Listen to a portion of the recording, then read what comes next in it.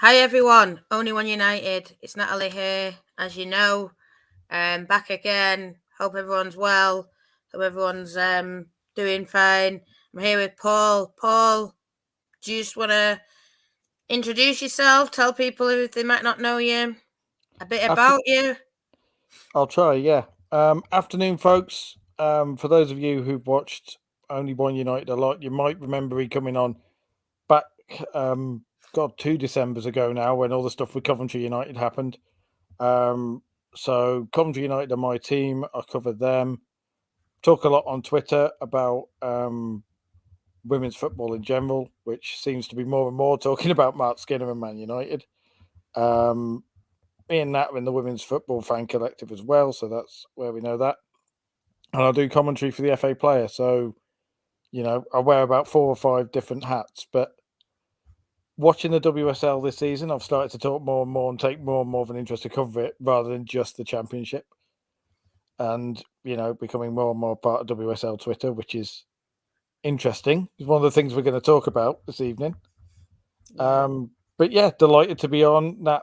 I wrote a thing about Man United and Mark Skinner last week, which got a bit of reaction, and Mm. so because of that, here I am. Yeah, definitely. Lanzel, good guy. Vicky, good girl. Yeah, just get your comments in at any point, guys. So yeah, Paul, I want to talk about, you wrote a thing about from Man United, and you're talking about Mark Skinner there.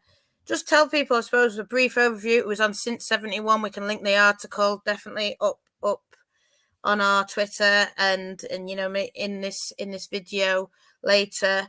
But just tell people what you said in that article, and I suppose why it wasn't like it was it's controversial, but it wasn't like to the extent of like we're talking now of abuse that you got. It was just sort of your opinion, and that's that. And it sort of, like you said, went a bit west. So just tell us about what you said in that article, Um, mainly.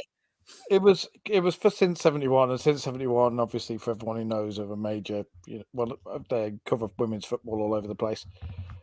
Basically, I've written loads of stuff there about Coventry United and about the Lionesses.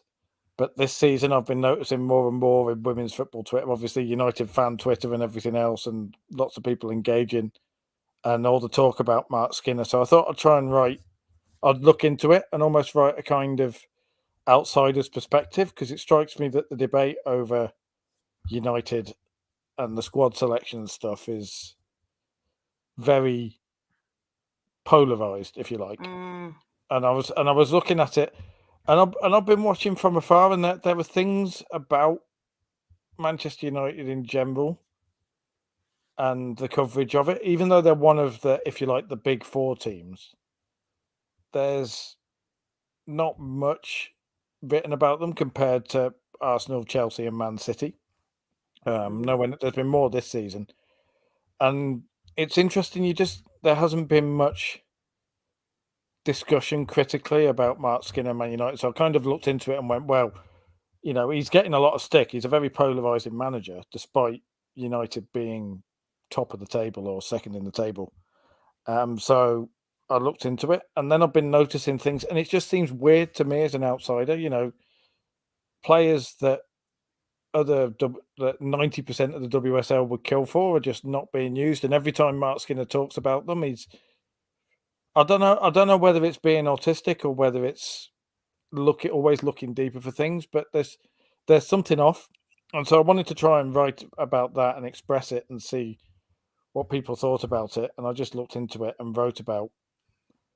From what I gathered, it was a lot of stuff that United fans have been saying anyway, like about the situation with Adriana Leon, Vilda Bovisa as well, and just I've tried to I just went out and it just all kind of spilled out of me in a bit of a rant. Mm. I then turned into something approaching a football, because women's football journalism is very narrow, and I basically wrote it because I wanted to write an article that I would want people to write, and it just doesn't seem to be written. So I'm like, well, fine, I'll write it myself and see what happens. And so went out there and said, the Adriana Leon situation is very weird. The Bilderbo Risa song situation is weird, and I don't want to accuse Mark Skinner of anything because obviously we're not in the dressing room, but just the way he talks about certain players seems off. Yeah. No, it's. I think it's something that has sort of been brushed over because we're winning. And for me, winning is important. Of course, it is. You want to win. We're in the semi-final of the FA Cup, but for me, it's very important. Like you say, in Vilderbo Reese, for me, she is one of, if not the best midfielder in our team currently. Leon, I've not seen enough of her. Even like someone like Tukara, I've not seen enough of. Estelle Cascarino's come in on loan. We've only seen her twice, maybe 3 times. It's very. I agree with what you're saying. It is very weird. I think you even said in your thing. I think you used one of Namrata's stats, and it said he's got like 15% he uses. And we're not getting into that, but it is a very like British Lioness kind of squad that he uses, and he puts British players on. And I don't know if that's just like you say the case, and that's how it is, but it's just very. I think you said at the end of your article it's concerning because if you then want to sign, say, a top German player or a top Spanish player, you're thinking, well, he's not using her. And I've heard Siobhan Chamberlain say on the women's football show, Lucia Garcia scored them 2 goals, and that'll be sending a message. Everyone's sending a message to Mark, and it's like, we're on the same team. We shouldn't have to be sending a message. We should be sending the message to Gareth Taylor or Emma Hayes. And, I think I read an article after the Chelsea game. It was Charlotte. I can't remember her name, but she writes for The Athletic, and she was very critical of Katie Zellum, very critical of Haylard, very critical of Mark and his substitutions and not bringing on, like you say, Avilda, whoever else, I don't know, Leon, these kind of players, not using them. And, we're at the business end of the season, and if, say, Zellum's not working out, boom, make that sub. I think we've seen Emma made 30th minute studs, and I'm not advocating for that all the time, but we saw Lucia Garcia coming for 4 minutes, and it just beggars belief considering what she did at Old Trafford. It fascinates me because I've seen squads that are together, and I've seen squads where the managers and the players are all pulling in one direction, and I think for all the stick that Chelsea get and for all the stick that Arsenal might get, I think Emma Hayes has her squad mostly pulling in the same direction for all the talk of their use of players and whatever else. At least there's a vision there. And Man United I find fascinating because they're a squad who you think should be, riding high on top of the world and whatever else.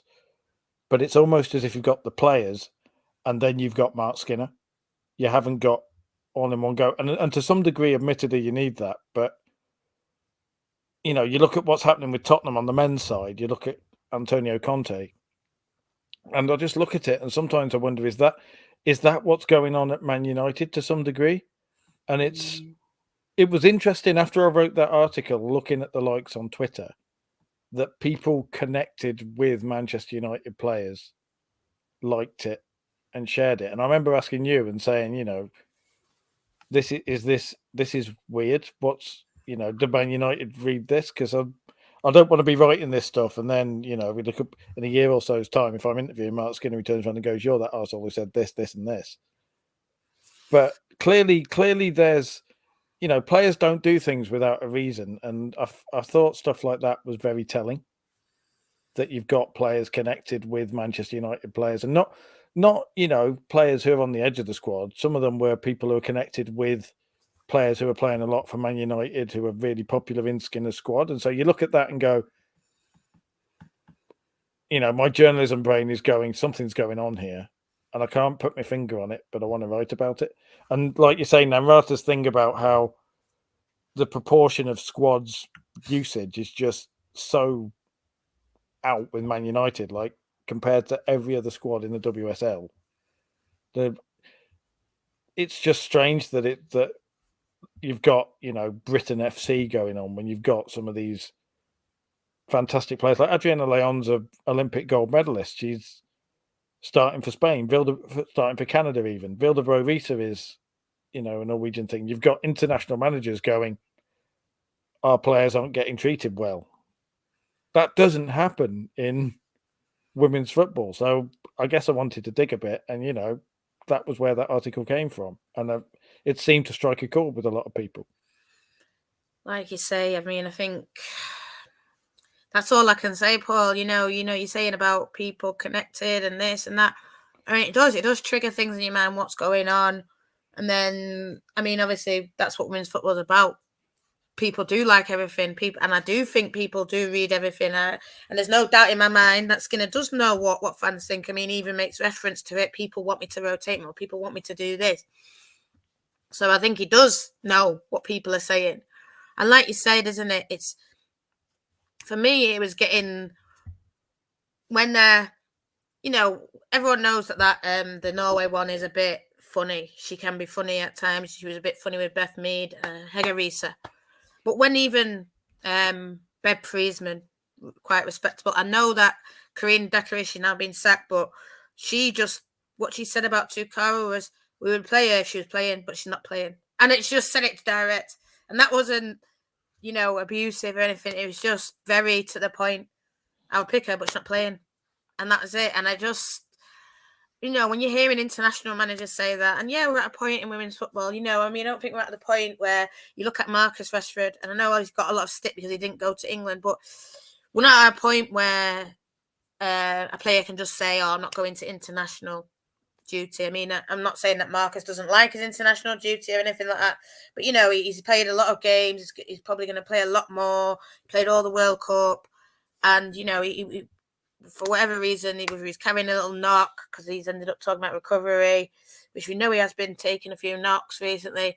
He thought, I can't play for international. And we've seen it with, across the years, Paul Scholes, this and that, whether we like it or not, it happens. But I think women's football, we're not at that stage where they do that. Some of them might do it, this and that, because it's coming up to the business end and, who knows. But I don't think they'd do it sort of halfway through a season or, when it's busy, when you're looking to state your claim, when you're looking to go to a World Cup. I just don't think they'd do it. So seeing that people are coming out and saying this, I think you said at the end of your article, isn't it? Well, if they then go searching for they have signed Jade Riviere. She's been called up for Canada, but she's gonna want now to play. And she's a weird signing. She seems like Skinner's planning for Onabacha leaving because she plays in the same position. You've got two of the best two of the best fullbacks in the world now, both competing for the same spot. So something has to give, and it's almost as if. And again, this is another thing. Who's making the signings at Man United is a thing that interests me because Rachel Williams, she's turned out to be a good signing, but she's not, a Man United caliber signing if you're looking to go for the WSL. Adriana Leon, when she signed from West Ham, wasn't the greatest statistical player in the world, but Mark Skinner was singing her praises and saying all sorts of things like, she'll be vital in her style of play. She can play in many different positions. She's played 81 minutes all season, and she's been left out of squads. And Mark Skinner's there going, she's not performing to the level expected by Man United. And then doesn't let her go on loan. It's just, it's vindictive, is what it sounds like. And I think in the men's game, journalists would be asking a lot more questions than they are. And I think that even the big women's football journalists, Jamie Spencer does good work. You see him start to ask questions. Tom Gary will ask questions. Catherine Batt will ask questions. Emma Sanders will ask questions. But Skinner's a bullshit artist. It's the best way I can put it. Like, he looks like he's come off The Office. He's always talking when he'll never answer a question with one word when he needs 10, and it's just all the stuff you look at when he's talking about Vilda Bovisa in particular, you just look at it and go, but yeah, the stats don't bear that out, Mark. So anyone watching, Man United fans are not. Some fan bases might accept that. Some fan bases might do the whole, in Emma Hayes we trust, whatever. But Man United as a fan base don't accept stuff like that. They're a very questing fan base. They're very engaged. And I think he thinks he can just, for some reason, he thinks he can do what he did at Birmingham and just go, "Oh, I'm the manager. I'm not what I'm doing," and he doesn't like being questioned. And some fans don't like him being questioned, and that's when you come on to. Yeah, what we're going to get onto. Yeah, I totally get it. He doesn't like, and I see it. I suppose if anyone watches the press conferences, you can tell when he's getting a bit irate at the questions. And I mean, yeah, there are some repetitive questions. Oh, is Leslie signing a contract? Is on it? His mate. I get it. There's things like that, but it's like you say when it coming up about, like, for example, like Namrata's. Oh, Vilda, she actually has scored. She's probably the most informed player. Like, what's going on? Like, they're not difficult questions, but then, like you say, he goes into this rant against her, and I fully don't understand. I don't understand why you do that. But I mean, here, Sporting Muck's Face has sort of said something. Devil advocate, we're not here to satisfy international managers. We're here to focus on United, and I totally get it. Yeah, we're not here to satisfy international managers, but for example, I look at someone like Tukara. I look at someone like Cascarino. They were regulars. Tukara was wearing the armband, for France.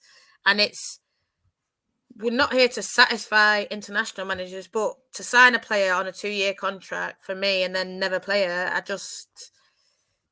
it's like what you're saying, Paul. It's weird, and I'm not saying sport is like this, but we're asking questions, and I feel like what you said about the Birmingham thing. This isn't Birmingham, and if we're seeing things that feels a bit off, and then, like you said, you did that article, you got the response the way you did. I think United fan base is always going to dig into this and think what's going on, and pick up on what they hear, and question and request more investigative journalism, and then things like Vilda would have been fantastic versus Chelsea for me. I think they needed someone like that to break the lines. I mean, this is another person didn't understand her getting no minutes at Old Trafford. I've had another journalist, 2 or 3 journalists, say the same thing to me. Don't understand why she didn't get any minutes. I'm glad that Lucia got the minutes, but then 4 minutes against Chelsea, these things that don't make sense. I mean, things like this, sign 10 players, but 9 out of 10 are cases started. So it then, like what you were saying, then people start to think, who's making the signings? Are they these? And I think he didn't anticipate that, and I feel like not even the United board anticipated. This is how we think. This is how we are as fan base. This is how we've been since the start. We'll always ask the questions. We'll always push. We'll always demand better. And I don't think he expected it. I don't think the United board expect it. But there will always be those people who will come and say, "Well, you can't say anything. We're winning," and tell us about it, Paul. I saw some people calling you stupid, idiot, things in your DMs. I just think, yeah, this is what I'm saying. It's obviously you get the passion with stuff, but it is certain fan bases in the WSL, and United are not the worst for it by a long way. There are 2 clubs in London who are by far the worst for it, and it's like you say anything about Chelsea, and honestly, you get 50 private quote tweets that you can't even see, and it's the same names coming up every single time, and you look at it and go, "Okay, this is weird. What's going on here?" So I was actually surprised when I wrote that to have, because United as a fan base have always struck me as a little bit more reasoned. But when you get people turning up in your DMs and saying, "What do you know? You're trying to say this. You're trying to destabilize United." I'm like, they're not even my club. I've got no dog in the fight here. I'm literally just writing it as an outsider, and it's symptomatic, like we say, of wider on women's football Twitter, and it's a change that I've only noticed in the WSL. Mm. Because when I talk about the Championship, either it's because, the crowds are different, but they're not that different because Southampton have 2,500 people a week turn up. Every time I talk about Southampton, the fans that I get back are polite. There's disagreement, but there's polite. Sunderland, we've been in relegation battle with Sunderland the past 2 years, but I get on brilliantly with the group from Sunderland. And see, I'm seeing that what Zoe's saying. That's the kind of thing that you get him when he says Skinner can only work with 11 to 13 players, and Ten Hag will use every player. I mean, I look at it. I look at what's happened in Coventry with my team. They've signed a whole new squad. Most of the players who were there at the start of the season are still being used. They're not getting sent out. And I look at it and I look at what Skinner's doing and I look at the way he talks about players and go, this is something off. But to say that, you walk into a flipping snake pit. You get people turning around going, what do you know? Or this is, whatever. People turning up in DMs and you sit there and go, there's passion and there's this. Yeah. And where has all this come from? Yeah. I think it's come from, because it was never like that. It was always the passion, Paul. I mean, I'm thinking back to, I suppose now, our first year in WSL, we had Jackie Groningen, we had Hayley Ladd, we had Katie Zellum playing as a midfield 3, and and then Jackie was playing as a 10. And I remember Casey used to rotate Tooney in, and Tooney didn't start, and then Tooney was scoring a lot in the cup, sort of like the Vilda, basically exactly the same as Vilda Boris's situation. And a lot of people were saying Jackie shouldn't be starting, Tooney should start, but it was never. I mean, Jesus, they did get heated. People did get called idiots. People got called. You don't understand football, but it was never. I feel like what you received in your DMs was. I've never seen it like that. Like I said, it got heated. It got passionate. People were defending Jackie. People were defending Tooney. They all went at each other. But then it was like, okay, bro, the next game, let's go. It was never this kind of, I'm here to defend Skinner or I'm here to defend this. And I don't know. I feel like it has gone extreme the other way. And I feel like maybe, like you're saying, us sitting here questioning Skinner and his tactics, people will then take it to a new extreme and, go mad at Skinner. If it, for example, we've seen today, he said something about the Champions League and we saw all these people just calling him an idiot. And I was thinking, some of them were reputable journalists supposedly. And I just think you're just bashing him for bashing him's sake. You're just bashing him to get tweets and likes and retweets. And I feel like sometimes with it is that people are just bashing him because it's fun. But then I do feel like we need to go back to the debate. We used to have debate, and like I said, there was the debate around Tooney, and then just before COVID, just before that season got locked down, she actually pushed Jackie back, and then Tooney was in the 10, and then we were saying this is what the midfield should be. So I feel like a lot of this has come from a build-up of, like you said, the way he talks about Zellum, the way he talks about Vilda, it's clearly obvious. I mean, I get it, one's the captain and been at United all her life, but still Vilda is probably stats at the minute better, so it's confusing for people. But you always talk about Lionesses FC, and it almost seems like that more and more obviously there's either people who have made supporting their teams an identity, and this is more so with Arsenal and Chelsea fans than United fans, I think, because for all we talk about the stick I got about writing that article, and I made a point of saying the vast majority of interactions I got, even from people who disagreed with it, were, okay, if you're saying this, what do you want to happen instead, or why? There's discussion there. If I'd written that about Chelsea or Arsenal, you'd have had 50 teenagers in my DMs or with quote tweets. And there are certain players you cannot challenge.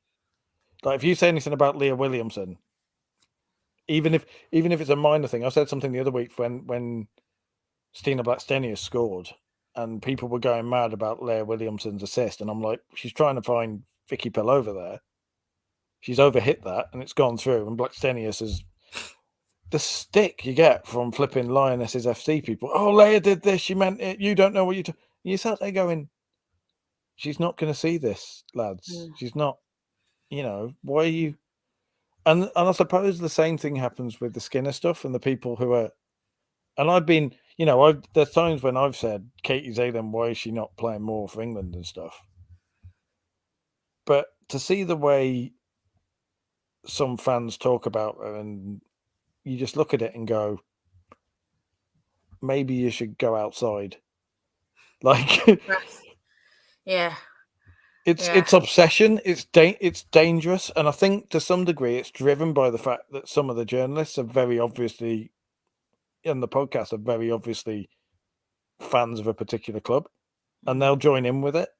You get, like you say, you get reputable journalists saying stuff and quote tweeting people and having digs. I've had one, and I had one thing where when the Guardian Top 100 came out, and I said something about how is Mary Earps 40 places behind Christiane Endler or something, and got the maths slightly wrong. A national journalist coming back quote tweeting it with "learn to count, you idiot," and you sat there going, "Hold on, you're being paid to do this, and you give it stacks." And I don't know. It's the tone of the debate, and it's men's football is vicious, but at least people know how to debate, and most of the discussion is from a perspective of trying to talk about the actual game rather than just you're wrong because I like this player. And it's I mean, I first came across that. I mean, most Man United fans, and this is where I think that most Man United fans are now mellowed out, because we used to, I mean, I'm seeing Sporting Up Face say it was good to see him stand up and call out. Yeah, but then most Man United fans just thought, we're not going to get into that debate back on that, because I agreed with him. I saw, like you said, a reputable journalist sort of look to try and roast me or roast her. But it is what it is. But the thing is, I think when most Man United fans have dealt with this kind of thing, this is what Sarah's saying, support players more than clubs. And for me, we had Tobin and Kristen, and that's when I think we first had that little taste of it. And like you say, I think that's now come Stan, super fan, stalker fan. I don't even know what it is, but it's a Stan. I mean, I call myself an honest Stan, but these people were next level. And exactly what you said about Leah, I think we played Liverpool and we lost the year that, and I think it was Tobin and Kristen's first game. And I said, Kristen should have passed the ball instead of taking a shot, because I think Tooney was free or something, or Leslie was free. And this is just, like I said, a nothing comment. I woke up the next day and I had 100 quote tweets. You don't know football. How dare you talk about it? And I'm thinking, like you're saying, isn't it? She's not even on thing. I didn't tag her. I didn't say anything. I just said Kristen. So I just said her first name, didn't even say her surname. And I just said she should have passed instead of taking a shot. And I think that's what you're getting now on social media. This Stan, super, I don't even know. I stalker fan, some of it. Some of it is super fan. I mean, I say I'm super fan of Honor, but I'm not a stalker of it. And I'll set every time I see a picture of it, I'll retweet it. So I'm a super fan, but I'm not, for example, I'll get Reading game. I thought she was atrocious, and I'll say that out loud. But I love Honor to death, and I'll be devastated if she leaves. But, this is the difference, if someone says something, Player FC, they refer to it as Vicky saying can't decide is because it's supporting England won the Euros. I mean, is that what you think it is? No. I don't know. I think it's complex, but I think there's a mix of the fact that I think the demographic that women's football attracts, I think there are a lot of fans who, either in the same way as happens in men's football of any sport, like players because they find them attractive, partly, or see them as role models. or see them as inspirations, because there's all sorts of talk of how in women's football things like sexual identity and stuff like that are far more widespread, and people see inspiration and stuff like that and see them as role models. But it's disturbing. I mean, you've taught loads, and you see it obviously with 3 Lionesses at United, how the growth in women's football is now at the point where people aren't going to watch football. They're going so they can scream and stand 10 feet from Leslie Russo or Mary Earps or whatever else. And it's gone from, yay, we're supporting the players, that because we're supporting you, we expect stuff from you. All the signs, all the things like that. I saw you guys talking about Isabel, one of the Man United fans, who's, I get the impression she's basically the biggest Mary Earps fan on the planet and has been since, time immemorial. And Mary knows that, and so Mary is, being very generous with stuff. And other people are getting jealous of this. I mean, why? What? If you go into a game with a sign saying, "Can I please have player X's shirt?" You've got a problem, like genuinely. And I think it's the entitlement, like you say, that's the big thing. And I don't think it's because England win the Euros. I think it's because it's top level football, but the players have made a rod for their own back, unfortunately, by being so accessible. And now people can't see that they're going to do their jobs. They're elite athletes. They're not your mates who you can go and take stuff from. They're not your friends. Yeah, 100%. I mean, spoil what sauce face. I'm sure you've got an opinion on this, Paul. I've seen you say it. I do agree. I think they just talk about the Lioness players. But I disagree with you, Paul, in that I do think the Euros has had a part to play because it's gone mainstream. So this time last year, a lot of people did scream for Mary. A lot of people did love Mary. They did love Tooney. They did love Leslie. But I just think the Euros has taken it to that next level where we've got, I mean, we all know it, don't we? There's, for example, Justin Bieber fans or One Direction. We know those kind of teenage girls, and we get in that kind of phase. And I feel like women's football, it plays into that because it's, young girls, and it's all for the young girls. And I get it, it is all for the young girls, but it's sort of like that fandom is probably not what we want. And yeah, we want young girls, but we want football fans, football young girls. I mean, I was a football young girl. I love football. I'd do anything and I'd probably be the same if I met Juan Mata and I wasn't a young girl. But, when I was a young girl, I met Eric Cantona and I was obsessed, and I was, running around. I met him on a plane and I was running around trying to find him and things like that. I met Ole Gunnar Solskjaer in a supermarket and I waved at him and it was the best thing ever. And because he waved back, But like you're saying, isn't that's not me saying, Ollie, you must take a picture or you must do this or you must do that. I was so happy that he waved at me, I was so happy that, meeting Michael Carrick, he said hi back to me, stuff like that. And that's still how I feel, as a 31-year-old woman. But I'm sure you've got an opinion on that. I mean, if there's any consolation, I get to obviously interact closely with Coventry United through covering them to the point where I travel on the coaches and all sorts. But they will happily chat to me and whatever else and take the mic back and forth. But I don't know whether it's because I'm slightly older or whether it's because I come from men's football or just even because I haven't been thrown into it. But I'm always, or because I'm a bloke around women and aware of it from that area. But I'm always very aware of their space and will try and give it them as much as possible. And I think that with some of the comments about the media focusing on particular players, perhaps not so much focusing on particular players, because they're going to do that anyway, because, nobody's going to read an article about a 19-year-old England reserve. They're going to read about Leah Williamson. And the big I feel sorry for some of the big journalists because you see some of them, I think, play into it massively. I think there are certain podcasts, I think there are certain media outlets who know that the only way that the way they'll get the most clicks is by having a opinion about Chelsea or writing about Arsenal or writing about Lionesses FC, and that will be it. And I feel sorry for some journalists, and I don't know about you because obviously I know you've got contacts with journalists, but it has been suggested to me, just in passing, that the reason that journalists write all these stories about they want to cover the big games, but they also want to cover the league as a whole. But the editors are going saying, right, okay, I'm not interested in Reading versus Leicester, even though it's a relegation battle. Go and cover Man United playing Arsenal because people want to read about that. People don't care about Reading or Leicester.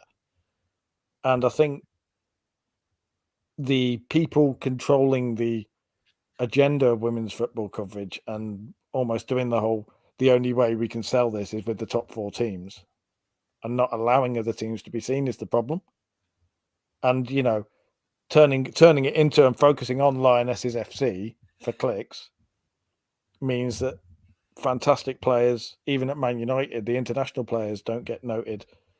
And yeah, Vicky, I will agree that fully with Vicky. There are certain journalists and podcast people who act like fans, and they've built up huge followings. And I look at some of the stuff they do, and they write and go, really? I don't want to name them because we're not sitting here ripping into people, but I'm sure people can think of journalists linked with Arsenal, journalists linked with Chelsea, journalists who are supposedly impartial, but very much talk about some and all this we're all friends stuff. I think it's made some people perhaps forget that these are elite athletes, and in a quest to make them approachable, people now think they can just walk up and demand what they like. And I think we're now reaching a point where, it was very interesting a couple of weeks ago where Ella Toon basically came out and said something along the lines of, this is tiring when you're trying to do the job. Since the Euros, it's been tiring. Players like Lauren Hemp suffering, mental health stuff, probably, or at least hinting at it because they've suddenly been thrown into superstardom. And they've got people from all over the world yelling stuff on Twitter at them all the time. And when people talk about them, I've noticed the most vicious stick I get is from people who are super fans of teams, but not based in the UK. Whether it be American fans, whether it be European fans, whatever. I said something about Alexia Putellas and had 30 people who weren't even from Spain having a go at me. And you sat there going, okay, this is a bit questionable. I mean, talking about Putellas, Vicky will remember if there's anyone who was around. I went up to her and I think it was during the last Arnold Cup, yeah. So it was before the Euros, before, I suppose she's at her fandom, and I just said, "Oh, are you okay?" Yeah, she couldn't even really speak English. And I just said, "Come to Man United," laughing. And I think Vicky or someone clipped it, and the next minute it got like 1 million. It got 1 million views, and I thought, Jesus, and they're like, "Oh, you're an idiot," and I just thought it's just a little bit of banter. How can you say, like, laughing? I mean, I think I even did it the same with Patri, and she said, too cold, and then we just laughed, and that was it. Yeah. And I think the players do like the interaction. I mean, I know that someone said up before no one was interested in covering, so I feel like the players, I mean, you'll know probably more than me, Paul, but, being at Coventry, they probably do want to talk and stuff, and they want people to share their stories. And I've done a few player interviews with WSL players, probably Leicester's and all that kind of stuff, and then a few Sheffield players, few Charlton players, things like that. And they do want their voices shared because, like you're saying, not a lot of people are interested. I mean, Sport is sort of saying here, should there be equal coverage as opposed to just the big 4? And that's the thing, isn't it? That's what we need to see now from the TV companies, the editors of the newspapers. But like you say, they, I get it. They want to have people reading their things, interacting with their things, and no disrespect to maybe a lot of the championship, but they might not get that as much. But I think if they did, maybe just, I know a few journalists have. I know Catherine has. I know Tom has. Emma has. Rich does a lot of, not just even England. Amy does a lot, not just even England. And I feel like if you do that more, then you will eventually see. You might not see it right now because, like what Vicky said, we didn't get this straight away. This kind of interaction with the top four, like she said, a lot of people weren't even interested, so it had to build up.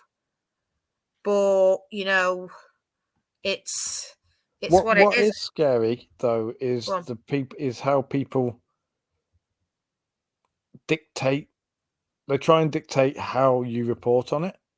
I mean, we both know Michael McCann, who's a fantastic women's football commentator, does Dazen and all sorts of stuff.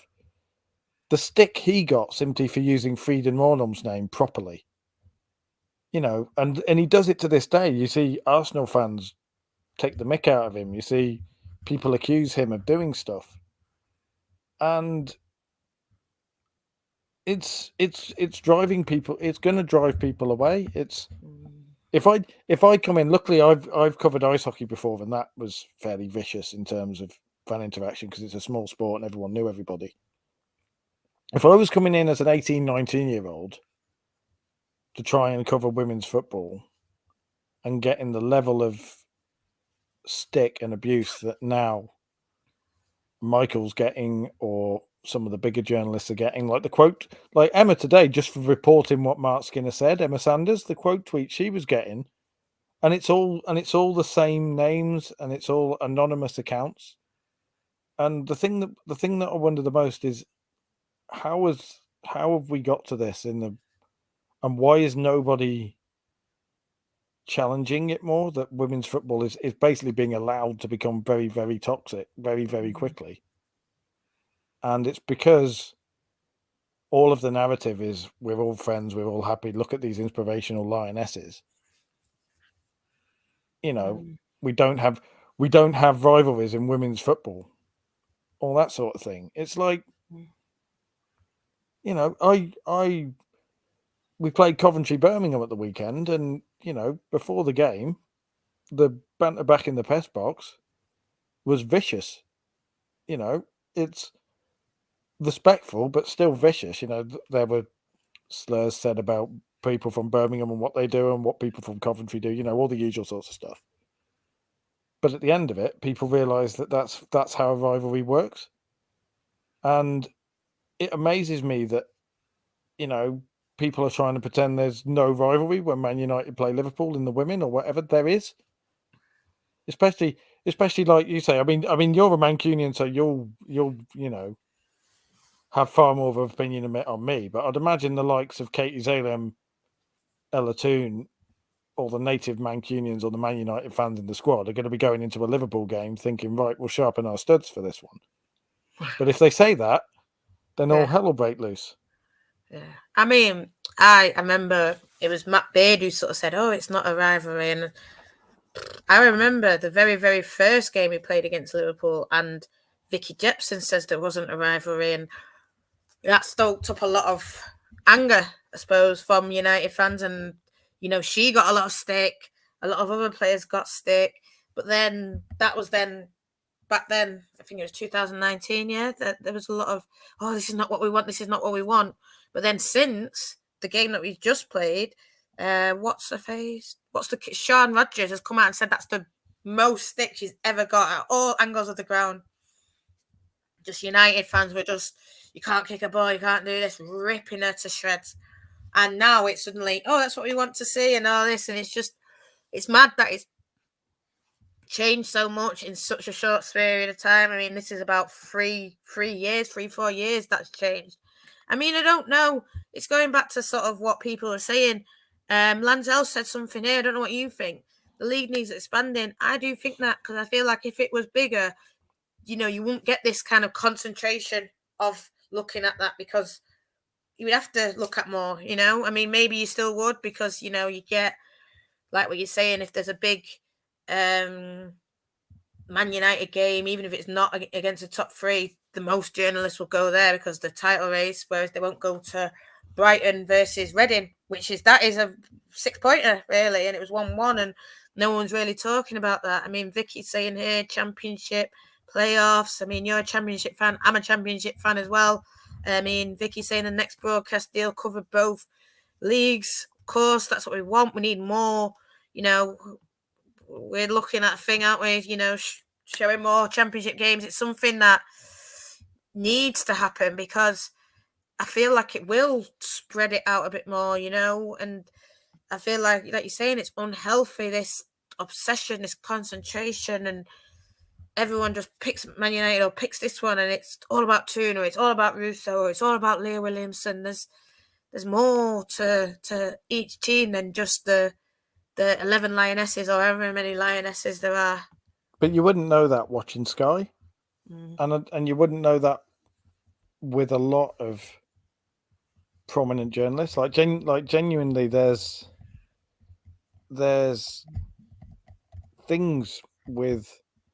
I look at some of the journalists and go, okay, to some degree, you're being given assignments, but you know, so you get outlets like The Athletic saying, oh, we want to cover the whole of women's football. They basically write about the top four, and you get an occasional one about how great Southampton are or how great Newcastle are. It's all the Premier League teams. People were only interested in Coventry United when they were dying, and then for the Great Escape, the last day of the season, and then, but even then, nobody turned. You know, that game, nobody turned up for it. Well, to be fair, Catherine Batt did turn up, and Tom Gary did listen to it. But again, if you look at certain flag-bearing journalists, they basically write about 4 teams, and I don't know whether that's a problem with newspaper editors not paying people, because there's loads of people out writing stuff. You know, you guys do stuff. There's loads of people out in the Championship who cover teams, but it just doesn't get mentioned. And it's all, and the focus on all these Lioness players means they're the ones people want to turn up and see. And it was fascinating when the Lionesses played in Coventry. You had people turn up from all over the place, and there's people there actually genuinely getting annoyed because, oh, Leslie Russo isn't playing. Who's Rachel Daly? And you sit there going, really? You've bought a Lioness ticket and you don't know who Rachel Daly is. You don't know who Ellie Roebuck is. You don't know who. You know, these are quality players in their own right. Whatever you might think about their merits as England starters, they're still WSL players, and they deserve their time in the spotlight. And you know, they're just being ignored. People are turning up getting disappointed because they don't get to see. They're told they're going to see these players and don't get to see them, and I think that's harming the game. And the whole grow the game thing hasn't happened. Whatever the FA might say, it hasn't happened. It's happened for 4 teams, if that, in terms of coverage. We're still where we are before the Euros, and women's football's been let down, in my opinion. So you've set me off on a rant now, but well, here, no, this is, I suppose, a different thing. I'm going to come on to Luke. I can see you, brother. Women's game will thrive once it's someone who isn't Sky Sports or BBC. And you know what? I think that might be DAZN, because they give the same. Look at even the way they do the Liga F. Obviously, Barcelona is obviously the big attraction to that league, but they show all of them. They're not bothered. They'll show Levante versus Malaga.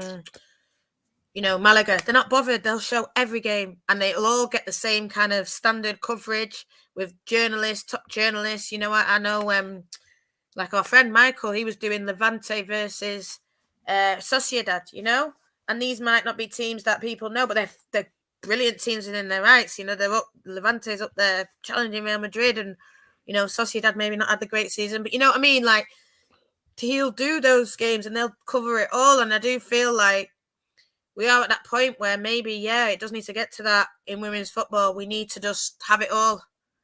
Well, you say that some of the stuff I've seen supposedly, journalists at the Athletic write about Coventry United in the past, or indeed just Championship teams in general. Some of the stuff that got written about Lewis, some of the commentary on the FA Player for teams that aren't the top four. It's women's football is still seen as, we can make a few quid out of it by some people, but they're not. They don't want to give it the same importance as the men's game. And like you say, DAZN with I've seen, and you've seen the level of my research that Michael puts into games. You've seen for DAZN and that sort of stuff, and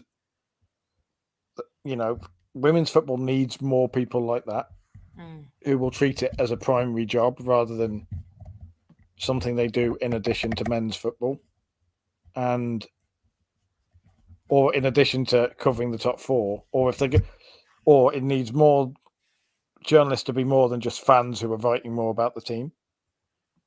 Like you get the feeling there are some journalists who whilst they might be decent writers, they built platforms writing about Chelsea, or they built platforms writing about Arsenal.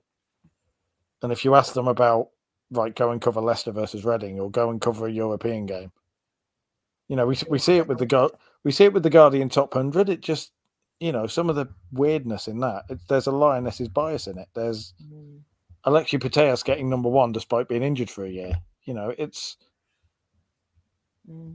just the game is being let down by some of the people who are supposed to support it, and that's the frustration, I think. Yeah, Tom's Magic Box. He agrees with you, Paul. FA letting it down, focus on the Lionesses, and the big clubs for men's football. It's all about the money. I know Luke said something. I want to come back to it. He's talking about the survey, but he said, for women's game to grow, do we need a better atmosphere? In the WSL Championship, most games are flat. I mean, what do you think about that? Because I went to obviously Old Trafford. For me, it wasn't the greatest atmosphere at Old Trafford, but usually is quite great at LSV. And I think a lot of people even admitted, it wasn't good at Old Trafford. And then obviously now they've put out this survey about circus performers and stuff, and it's what we're talking about. Saying things like you want to get closer to the pitch and all these kind of things. But then when we were at LSV, they're putting up barriers. So it's like they're giving out different messages to the fans and stuff. It is a strange one. But then obviously I went to watch, because I'm very connected, as you know, to Sheffield, and they had about nearly 1,000 people at the Lane, and it was good. And there was little songs, and it was better than an atmosphere that I've ever experienced before at the Lane. But I mean, what's it like? I mean, I know you said that not a lot of people come to Cov, but I suppose if you get like you're saying, a Southampton, a Palace. I was there when Palace came. That was quite, good. Did you see a difference when, say, maybe a big team see a comes? difference when you travel away, Paul? No, Sorry, the other half's come back, so that's what. So the cat's getting very noisy in the background. So if you get, the cat being noisy, that's what the noises are in the background. Oh, no worries. But you say people don't. Coventry United had, we've had 400 or 500 turn up this season, and we've started the atmosphere has started to build. Like the Coventry Birmingham game, there's now, and it is being driven by kids, but it's being driven by kids who aren't basically turning up and, here's a playpen, here's a fair, here's a band, whatever. It's a load of kids who turn up, and then one of the players' dads, Mary McAteer's dad, has a massive drum, and so he turns up and starts drumming that, and you start getting the chanting and noise. Crystal Palace, when they turn up, they've got the Palace Loyal with their flags, and the display of 17 flags. Man United have got the wall of flags as well at LSV. The culture is starting to build there, I think. And I think clubs need to encourage that rather than, things like the infamous breakdancers at Spurs or whatever else for kids. If I'm going to watch a football match, I'm not turning up to be happy clappy. I'm turning up to, it's my city. Like I've said before, it's my city versus yours. and within certain boundaries of behaviour, everything should be allowed and it should be encouraged. It shouldn't be a let's all sit together. You should have away ends. We've said this when we've talked about away ends before, and I think the fact more clubs are starting to bring those in are positive. But you don't really have those in the Championship because you don't really have away followings. Because a lot of the clubs are either smaller, like Durham and Sunderland take a decent chunk of people all over the place. Sheffield United, when, potential 9-pointer, depending on results this weekend, when they come to the Butts Park Arena, that'll be an interest. That will be noisy. If Coventry United can still survive with that one and everything turns out all right this weekend, that will be a hypercharged atmosphere. And that's all grown organically. Mm. And I agree with Luke to some respect that some of the WSL atmospheres are a little bit flat. But that might be because they're playing in stadiums that are too big. I'll ask you, do you think Sheffield United playing in Bramall Lane is going from, Chesterfield to Bramall Lane? It's great to get people in there, and it's clearly working for them to some degree. But when we were up there last season, the sound just appears to disappear. And obviously it looks crap on telly as well because the camera block is in the same block as where all the spectators sit. So you've just got that empty stand on the other side, empty stands behind the goal. And I think if you open up different stands, there needs to be a rethink over the summer for some clubs, particularly if they're going to hold games in big stadiums, as to how they do it. Yeah, and that's the thing that bothers me about it. They won't do that. They'll just turn around and go, "We're playing games at Old Trafford." Yeah, great, but everyone's spread out in a 78,000 seat stadium. And I think United, I think they got it right the first two times, but I think they went for a different approach this time, that everyone was together, so there weren't gaps, but then it led to behind the goal not being full. And, like you say, I do think they've tried to do a rethink, and for me, it didn't work. They keep asking for feedback, but they're not listening. So it's a strange one. Like, why playing at Old Trafford would you not pack United fans into the Stretford end? First of all, why would you stick them in the sides? The whole point. Everyone knows at Old Trafford the Stretford end is where the noise is. So pack that. I was at in the one end. Stretford end, and we're talking about people that are just coming for things. People were going, yeah, Leslie or whoever, yeah, Tooney, and then saying things like, oh God, what did they say? Oh, well, I'm here just to hope both teams have a good time and I hope we get a draw. And I'm thinking, a draw? A draw? And I couldn't believe it. And then I heard these one kids saying, what did they say? Oh, I like this white kit. Oh, I hope they do well. And that was West Ham. And I just thought, I get it. Like, you want kids to come, you want people to experience women's football that have never experienced it before. But, for me, like you're saying, it's more a thing for really not even United fans. It's for, I don't know, a day out. And unfortunately, the things that they're doing now when they play at Old Trafford, they're promoting it in a way to get these Lionesses, see Tooney and all this, and rush to the front. But then at Lee, they'll say it a different way, and it's going to leave more fans annoyed, I suppose, because the whole point of playing at these big games is to bring other people, build it everywhere, isn't it? And United have got a point where they are selling out Lee regularly. Arsenal, unfortunately, might not be, but City. We had Chelsea where we had a lot. Even like Leicester, Man United versus Leicester, there was about 5,000, and it's growing that way, and that's what I'd want if it was my choice. I think we would play one or two games. For me, I'd play Liverpool game. That would be the best one. I think for me, as a Man United fan, yeah, it'd be good City, but I'd prefer to be You want Liverpool on because their that's on the their back rivalry. City. But Liverpool, I think we'd go there. I think we'd wipe the floor with them, to be honest, and that's where You feel it, and People you get will the real turn up. passion. People will. If you turn around and say Man United are playing Liverpool at Old Trafford, doesn't matter whether it's men or women. People will pay to watch that. Yeah. And like you say, it's just Man United versus West Ham and Man United versus Aston Villa. It's all very well, but they're not games to stir the blood of Man United fans, are they? Yeah. They're just games. You could easily have held them at Lee, and still had 12,000 or so. And I think, to go back to what Luke's saying, I think the atmosphere is flat because there's almost a kind of reverse gatekeeping going on.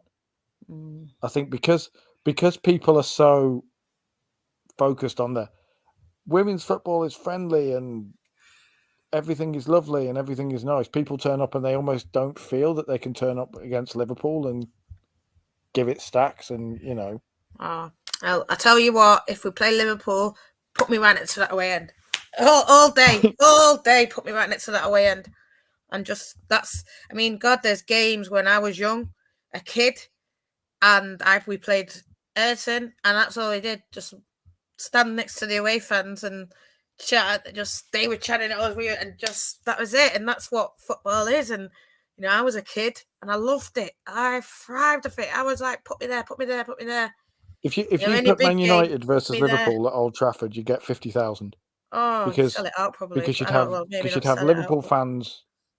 You'd have, because Liverpool women fans are pretty passionate. They get 1,200 or whatever else. And I get what Luke's saying, where he says, if you're a proper fan, you go to any game. Yeah.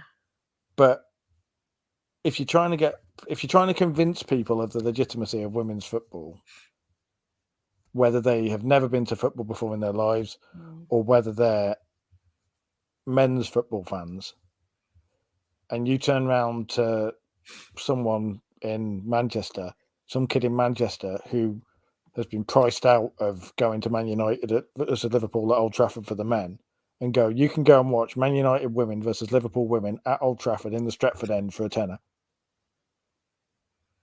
The parents will go and do that. The kids will go, it's Man United at Old Trafford against Liverpool. And suddenly, and the TV companies will be all over it, of course. Cynically, we've been ranting for 15 minutes about how they only cover the big teams, but if Man United versus Liverpool is at Old Trafford, that's definitely on BBC or Sky, let's face it. And then that's how you grow the game. And that's how you get the atmosphere. You put the vicious games, you put the rivalries, you put the stuff that get a bit tasty, and say, right, here are the rules within reason, but be football fans. It's not a day out. You're playing Liverpool. Go out and give them hell. And that just isn't happening. And it isn't happening at any clubs. Liverpool versus Everton played at Goodison Park, and everyone kind of went, oh, well, this is nice. People interviewing managers on the side of the pitch during the game versus Liverpool in the Merseyside derby. How is, in the men's game, that's never happening, because apart from anything, the bleeper button wouldn't work fast enough for the crowd. And secondly, you've got Jurgen Klopp and Sean Dyche would take people's heads off. And that's to some degree where the women's game and the media are to some degree complicit, because they still think it's this product that they can sell as, oh, it's all family friendly, it's football, but without any of the edge. And it's doing a disservice to everybody, fans, players, media, whoever. You see, you set me off again, but this is what I mean, because that Coventry Birmingham game, if I'd been in there as a fan, there would have been that, right, we're playing Birmingham, this is the team we want to beat. And when Birmingham fans when the Birmingham fans turned up, because they all came over afterwards, and you hear them walking in going, oh, you can smell within Coventry already. And I'm sat there going, yeah, all right then, here we go. And I don't know why women's football is shying away from that still, and I don't know why the media are shying away from it, and they're shying away from the stories outside the Lionesses, because they've tried to make it a family friendly thing, and Twitter is still a hellscape anyway. whenever anybody writes about it. So just embrace the fact that football is football, because it's 2023 and kids have heard all. I'm not saying, I'm not saying go out there and chant songs about Munich when you play against Liverpool fans chanting songs about Munich or whatever, like happens in the men's game. That stuff needs to be pushed out. But I think pretending at this point that women's football is 30 Lionesses and everyone else just kind of plays in their shadow is causing obsessive fandom. It's causing people to be entitled, and it's harming the game. It's doing the game a disservice. It is. I mean, Vicky said something here. Kids love the banter, and I'm telling you, kids, they were running up to me at Old Trafford. I want to get pictures of you, this and that. And I mean, the best atmosphere I had with a load of kids around me was at the Emirates, where we were singing to Beth Mead, "Where's your Ballon d'Or? Where's your Ballon d'Or?" And I think this little kid, she had a tiara on, and she was going for it. She was giving it to Beth Mead. And she found out, "Where's your Ballon d'Or?" And the kid loves it because they don't really know what they're singing. They don't understand. But as a kid, you go away and you think, "Oh God, that was amazing. We were singing, we were doing this, we were jumping up and down." And, and then people will say, "Oh, you can't say that. You can't say that to Beth Mead, superstar this, superstar that." Why not? I just think it's like what you said, potentially if you had tweeted that, yeah, they'd give you stick, but no one's going to run up on a 6-year-old, are they, with a tiara in her head and tell her she's in the wrong. Even that, and it returns back to how social media has changed in football. Like when Chelsea played against Arsenal in the Conti Cup, and Arsenal beat them, and I saw Chelsea fans making jokes. "Oh, we only did that for June. We only did that for Beth." And you're like, "Why did you only do it for Beth?" It's like, "Oh, did that for June Mead." And you sat there going, "Why are you bringing that up? Why are you joking about that?" These are prominent, well-known Chelsea fan accounts doing this, and you sat there going, where does that come from? Why do you think that's okay to? It just seems it's people. Social media has caused a situation where you only focus on the 3 teams, and people think they can say and do what they like in women's football now, and nobody's challenging it because nobody wants to admit it's happening. And so, like,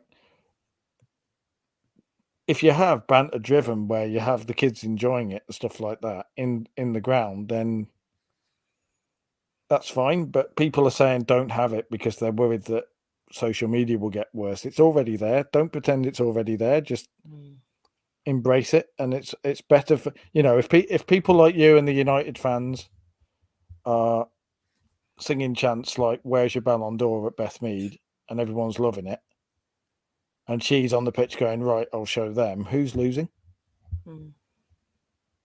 Why are people so scared of that sort of thing? And because the reasons they're trying to stop it happening are rubbish, because it's already there on social media, and women's football isn't confronting it anyway because it doesn't want to admit it. So why not just kind of go with it and try and let football culture develop as it is, and try and set the limits, let people self-police as much as they can, because I know people like you will do it. Influential people within all of the fan bases will turn around and go, "Right, we're not like that." And that's what needs to happen. And as soon as that starts happening, you get more people going up to games, you get more money, more interest, and that's the way it works. Because it's weird. On the one hand, we've come on and gone, let's talk about how toxic social media it is. But on the other hand, we use it turning around and going, well, if it's already there, we may as well accept it's already there and have a more sanitized version of it in stadiums. Yeah. I mean, it's been a great debate, Paul. I think people have been tuning in and out, and unfortunately, like you're saying, I think it is a case of it is there, and I think it's there though because I think Twitter's changed. I think the whole society has changed just with everything. And maybe, women's football wouldn't be there if it wasn't social media changing, but maybe it would. And Sporty is saying, if you don't agree with someone, just shrug it off or use block and mute. And yeah, I think that's what I've been trying to do a lot. I just think it's people do it for clout, and people have made teams their whole identity. And it's happened a lot with Arsenal fans. It's happened a lot with Chelsea fans. It's happened to some degree with Manchester United fans, who sees it and they see any questioning of their team as a personal attack. And it's silly. But I have met some great people online who have then met in person, or have met them in person, then I chat to them online, and it can be great, and that's how I think social media is what helped grow our fan base, and it helped us all keep together during the pandemic and all that kind of stuff. But I think coming out of it, and with what happened when United came out of it, I just think, I do think this men's football grew without it, and I feel like I was saying, when I was a kid, I loved this and that, but maybe I loved football more because we didn't have it. You wouldn't.